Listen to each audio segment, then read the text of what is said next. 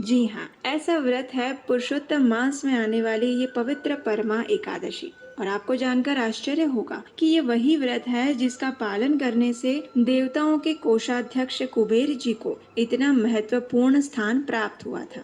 क्या आप भी ऐसी कोई महान सिद्धि प्राप्त करना चाहते हैं? तो चलिए आज हम इस अधिक मास विशेष परमा एकादशी की व्रत कथा सुनते हैं और जीवन की अन्य समसिद्धि के साथ परम सिद्धि को प्राप्त करने का प्रयास करते हैं।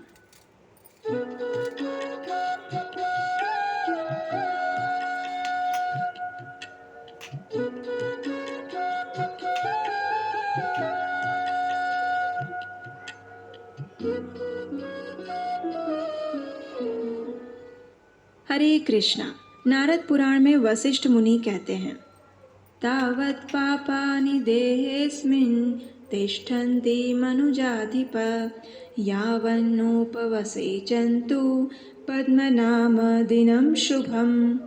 इसका अर्थ है कि हे राजन, जो व्यक्ति भगवान हरि जिनके नाभि कमल सदृश हैं, उनके पवित्र दिन एकादशी में उपवास नहीं करता, उसके शरीर में सभी पाप बने रहते हैं।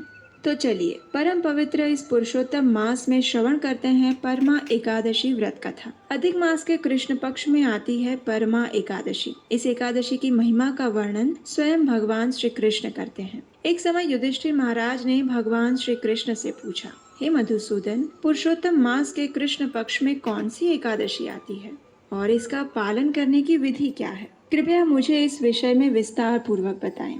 ये सुनकर पूर्ण पुरुषोत्तम भगवान श्री कृष्ण ने उत्तर दिया, हे राजन, पुरुषोत्तम मास के कृष्ण पक्ष में आने वाली एकादशी को परमा एकादशी के नाम से जाना जाता है, क्योंकि ये सर्वोपरि परम आध्यात्मिक फल प्रदान करने वाली और जन्म तथा मृत्यु के चक्र से मुक्ति दिलाने वाली भी है। इस विषय में अब मैं आपको एक पौराणिक कथा सुनाता हूँ, ध्यान पूर्वक सुनिए। अनेक वर्षों पूर्व कांपिल्य नगर में एक धार्मिक स्वभाव वाला ब्राह्मण रहता था, जिसका नाम सुमेध था। उसकी एक सुंदर और पतिव्रता पत्नी भी थी,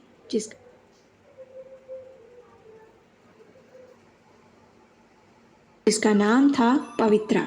अपने पूर्व जन्म में किए गए कुछ पाप कर्मों के कारण सुमेध ब्राह्मण अत्यंत गरीब अवस्था में था। उसके पास ना तो पर्याप्त मात्रा में भोजन था और ना ही धन। वह प्रतिदिन घर घर जाकर भिक्षा मांगता, लेकिन उसके दुर्दैव के कारण कहीं से भी उसे पर्याप्त भोजन प्राप्त नहीं हो पाता था। इस कठिन परिस्थिति के पश्चात भी उसकी पत्नी पवित्रा अत्यंत विनम्र और शीलवान थी। वह अपने पति की संपूर्ण निष्ठा से सेवा करती और उनके पास आने वाले अतिथियों का भी यथोचित सत्कार करती। अतिथि सेवा के चलते कई बार उसे भूखा ही सोना पड़ता और इस कारण से उसका सुंदर शरीर अब धीरे धीरे दुर्बल और शुष्क होता जा रहा था। अपनी पत्नी की इस दुर्दशा को देखकर सुमेध ब्राह्मण ने अपनी पत्नी से कहा, हे प्रिय, मैं धनवान लोगों के पास भिक्षा मांगने के लिए जाता हूँ, लेकिन मुझे कहीं से भी पर्याप्त दान प्राप्त नहीं होता। पर्याप्त धन और संपत्ति के बिना गृहस्थ जीवन में संघर्ष उत्पन्न होता है। इसलिए हे मेरी प्रिय पत्नी, यदि तुम मुझे आज्ञा दो तो मैं विदेश जाकर कुछ धन उपार्जन करके आना चाहता हूँ, जिससे कि हमारी इस कष्टमय स्थिति का अंत हो सके। जो व्यक्ति उत्साह पूर्वक प्रयत्न करता है उसे सफलता अवश्य मिलती है, लेकिन जो व्यक्ति अपने भाग्य को स्वीकार करके बैठ जाता है और प्रयास नहीं करता, वह आलसी माना जाता है। अपने पति के वचनों को सुनकर सुमेध की पत्नी पवित्रा ने अपने नेत्रों में अश्रुओं के साथ कहा, हे पतिदेव, आप सबसे अधिक विद्वान और ज्ञानी हैं। मैं जानती हूँ कि व्यक्ति ने अपने पूर्व जन्म में जितनी मात्रा में दान दिया होता है, उतनी ही मात्रा में उसे अगले जन्म में धन की प्राप्ति होती है, और जिसने किसी भी प्रकार का दान नहीं दिया होता, वह व्यक्ति सुवर्ण के सुमेरु पर्वत पर होने के बाद भी निर्धन रहता है। अवश्य ही हम दोनों ने पूर्व जन्म में सुपात्र व्यक्ति को किसी भी प्रकार का दान नहीं दिया होगा, इसीलिए आज हम निर्धन हैं। लेकिन आप मेरे पर कृपा करें और कहीं भी ना जाएं, क्योंकि आपके बिना मैं एक क्षण भी नहीं रह सकती। पति के बिना एक स्त्री का किसी भी स्थान में सत्कार नहीं होता। नीति शास्त्र कहता है कि यथोचित आश्रय के बिना एक विद्वान ब्राह्मण, स्त्री और लता का विकास संभव नहीं है। गरुड़ पुराण में कहा गया है कि पति धर्मा पति सर्गः पति ही परमम तपः पतिर प्रीतिम आपन्ने प्रियन्ते सर्व देवता। अर्थात एक पतिव्रता स्त्री हमेशा यही सोचती है कि अपने आध्यात्मिक स्वभाव वाले पति को प्रसन्न करना ही उसके लिए स्वर्ग का सुख, सर्वोपरि दायित्व और सर्वश्रेष्ठ तपस्या है। यदि उसका पति उससे प्रसन्न है तो उसे लगता है परम भगवान उससे प्रसन्न है, इसलिए हम साथ में ही संतुष्टि के साथ रहें, यही अच्छा है। अपनी पत्नी के वचन सुनकर सुमेध ब्राह्मण ने विदेश जाकर धन उपार्जन करने का अपना विचार त्याग दिया।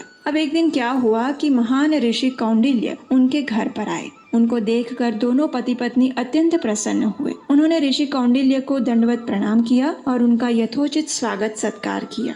अपनी क्षमता के अनुसार उन्होंने ऋषि को पूर्ण संतुष्टि होने तक भोजन प्रदान किया। ऋषि कौंडिल्य जब ब्राह्मण दंपति की सेवा से पूर्ण संतुष्ट हुए तो पवित्रा ने विनम्रता से हाथ जोड़कर